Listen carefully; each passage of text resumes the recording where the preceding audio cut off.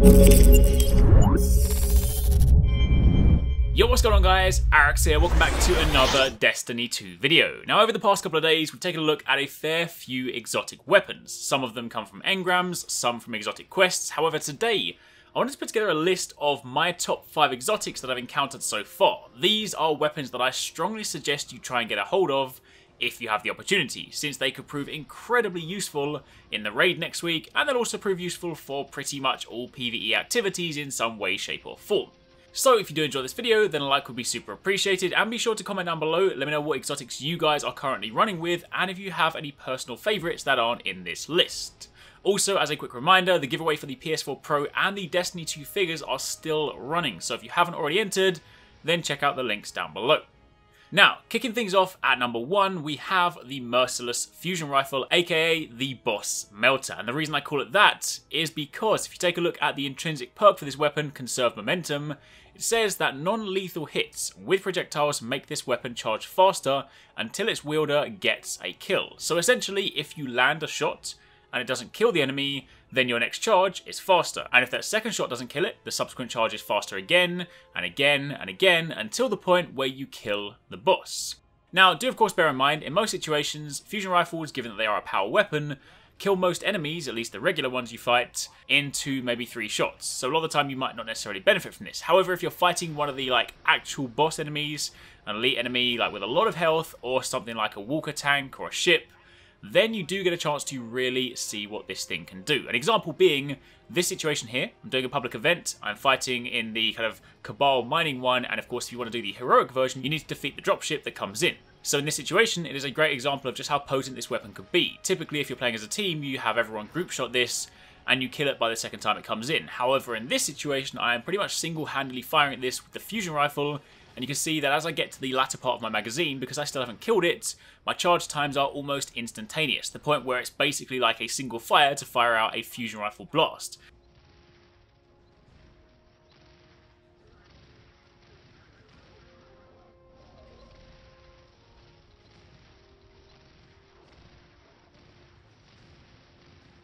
And when you consider that this is a power weapon, that is a lot of damage very, very quickly. Now yes, admittedly, you are heavily reliant on power ammo, so in situations where it doesn't drop quite so frequently, you might be a little bit capped. But for the most part, say I was playing through the Nightfall yesterday, and you find that if you're generally speaking killing enemies quite a bit, swapping between your different weapon types, heavy ammo bricks do drop quite frequently, so you can stay topped up for a decent amount of time.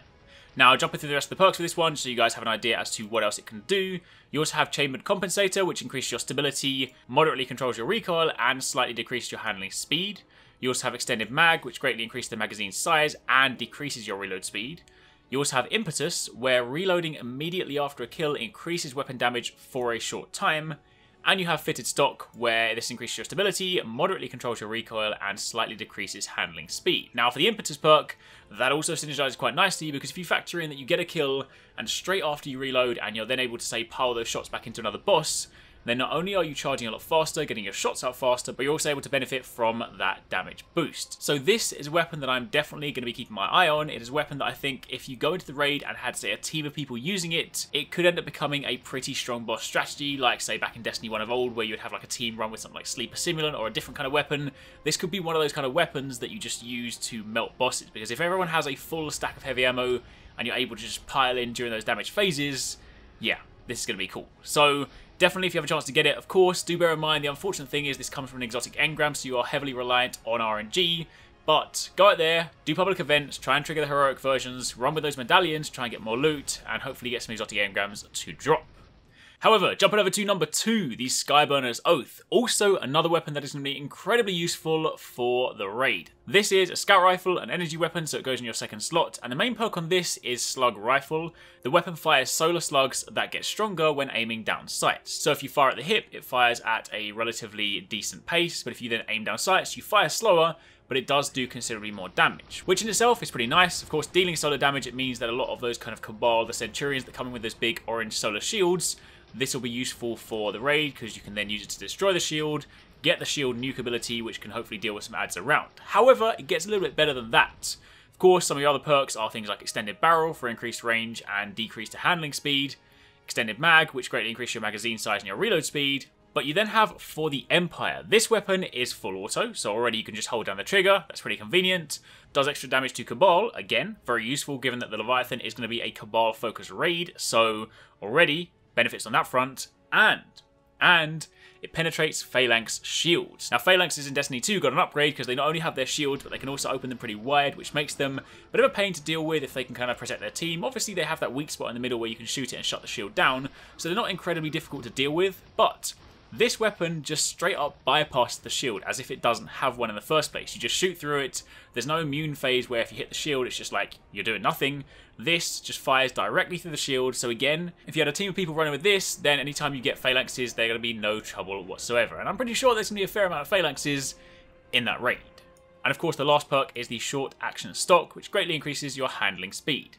So, very nice weapon. Scout rifle, of course, being an energy weapon. You'll have a fair bit of ammo for this. It will definitely be more readily available than a power weapon. So if you were trying to sort of dip into exotics and you wanted something you could lean on a little bit more frequently, then this is a go-to. But again, comes from an exotic engram, so you are heavily reliant on RNG. For the third one, we are turning our attention to another power weapon, a shotgun, the tractor cannon. Now, I've already done a video on this, so if you guys want to see it in more detail with some in-depth gameplay, then I will link that down below. But this is also going to be incredibly useful. The main perk on this, Repulsive Force, means that the weapon fires a powerful impulse to push enemies away. Now, bear in mind, in raids, there'll be situations where you'll be fighting around ledges, you'll be fighting enemies. You can use this to physically push enemies back like Lucio out of Overwatch.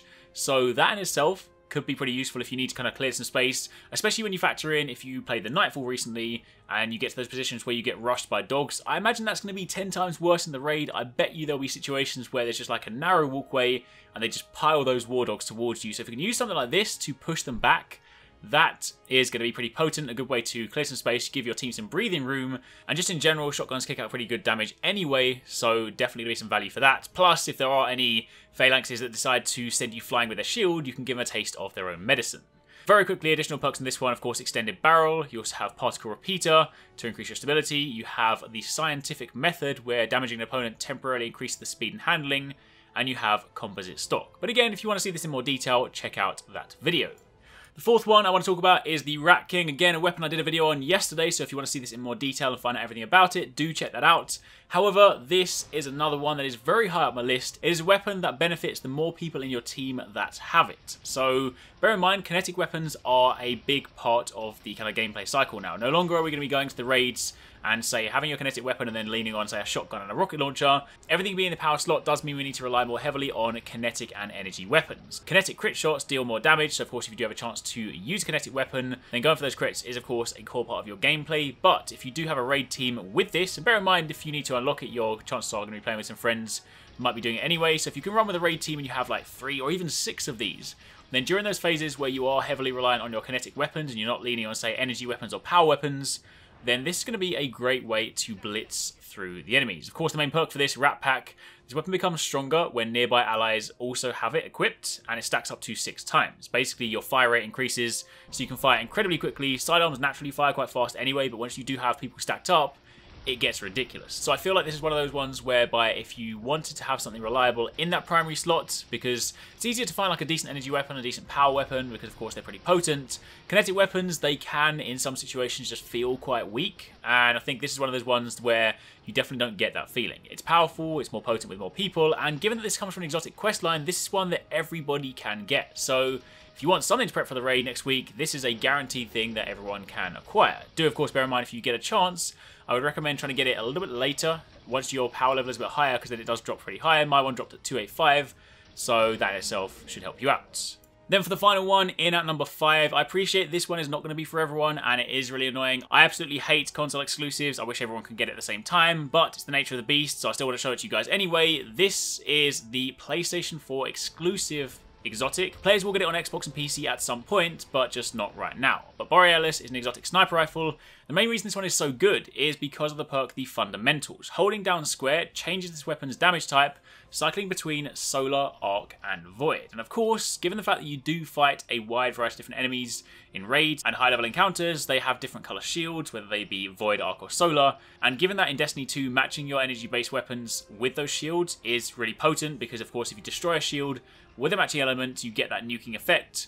then this is a great thing for activities where you don't necessarily know what you're going up against. We know from Cabal that they do sometimes have solar shields, sometimes they have void shields, but in the raid there's no way of knowing exactly what you're going to be going up against. So if you have a situation like this where you have a weapon where you can change the element no matter what, then essentially it is a one-size-fits-all, kind of like a Swiss Army knife for the raid. If you're in a situation where you're like, alright, this guy's got a solar shield, let me swap to the solar element, then you can still be viable, whereas of course other players may have to dip into their weapon mods to try and update them, or just have to, you know, bite the bullet and deal with what they've got. So definitely, for utility purposes, something you should consider.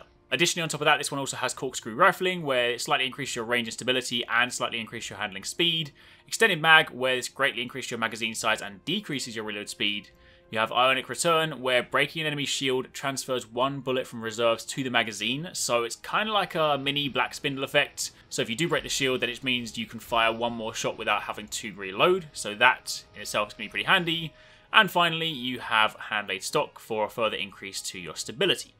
So, those are my top 5 weapons that I've encountered so far. We've actually kind of like, between myself, TwoSixNine, and some other friends that I've been playing with, we've encountered most of the exotics. There are a couple of glaring omissions, one of them being Wardcliff Coil. That is a pretty interesting exotic given that it fires pretty fast and is a rocket launcher. Rocket launchers typically, or at least all the ones that I've encountered, have been single barrel or single chamber launchers, whereas this one does appear to fire at a volley, so that could be pretty nice for bosses. However, before I round out the video, while technically speaking not a weapon, given that we are talking about exotics, I did want to show you guys a couple of really cool things.